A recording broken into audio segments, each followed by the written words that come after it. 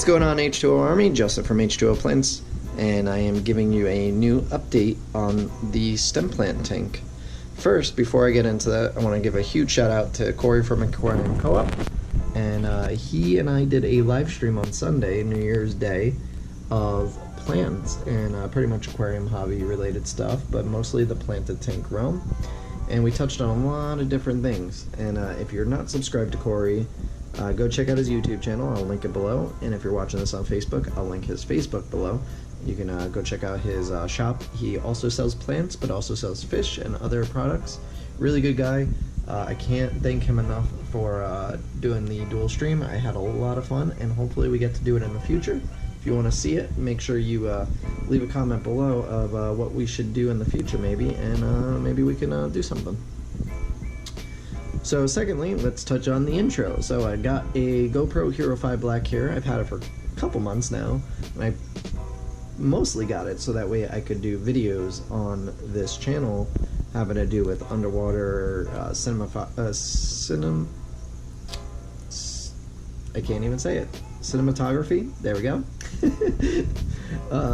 So I wanted to do some underwater videos and really do some cool stuff, and I just haven't had the time because it's just been hectic.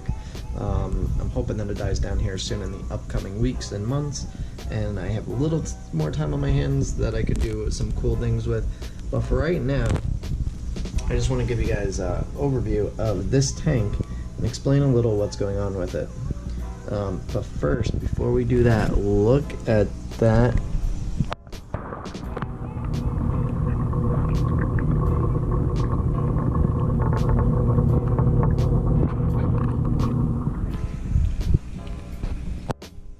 Give it a second for the water to drain off the microphone because it's probably going to be very muted. Something that I noticed when you dip the camera in, it gets a little muted, but then it should come back really quickly. So hopefully the audio is not messed up. So let's touch on the moth problem that I was having. So it turns out they were really easy to get rid of, more so than I thought they would be. And that's why I was a little kind of frantic, like, oh my god, what am I going to do? But it just shows that if you are in this hobby, to do your research on things before panicking, because you may have a problem and it may not be that bad, or you may have a problem and it may be really bad. But do your research, figure out what's going on, figure out the best case of attack, and go from there and try things and see if they work, and if they don't, try something else. So the way that I got rid of the moth larvae is a couple different things that I did.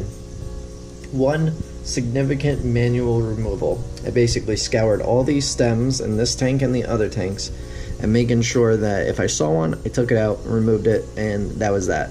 So I got rid of them that way. Secondly, I did a massive trim. I'm going to show you guys like this. As you can see, a lot of these plants have been trimmed. I mean, these need to be trimmed again because they grow super fast, but in any case, a lot of the plants got trimmed down below the water surface. And what that allows me to do is, if you take a look over here, you can see all this debris floating here. So what would happen is the moth larvae and in their boats would float on a leaf. You know, they would make their little leaf canoe and they would float here, and it was easily noticeable. And so I was just able to remove them, and I kind of skimmed the whole surface with a net to remove all the debris. This is all the debris since then. And it was a very effective removal technique, which got rid of them pretty quickly. So I didn't have to resort to the insecticide like I thought I was going to have to, and even if I did, the great thing about this insecticide is it's all natural. It's a bacteria that only primarily affects the moth larvae, and you know what, it's really, it was safe for me to use if I had to, so I was okay with that.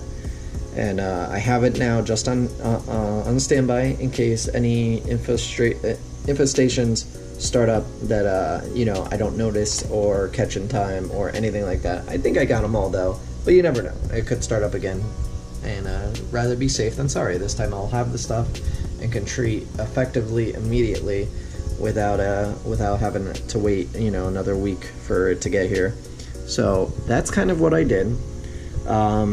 Moth larvae, I would say 99% confirmed dead, and it went pretty well. I mean, I didn't lose any plants. I did lose a little bit of some of my floating plants because they were eating that in a bucket that's behind me that I have sitting in the window. And I also lost one of my crypts because of the other treatment that I was doing to try and get rid of them, and that was raising my CO2 up to dangerous levels, and the crypts didn't like that all that much, so one of them kind of melted all the way. So the people that ordered those this past week, I offered them substitutions, or told them I could hold their order until I get more in, because I will have more coming in. And that is pretty much that, guys. Make sure you leave your comments below of questions that you want me to answer in future videos, because I would really like to make this a Q&A driven show. You ask a question, I give you an answer in the video, and it could be plant related, fish related, whatever it is. I will try and answer it the best I can. I am no expert by any means, but I do know enough to be somewhat successful with plants.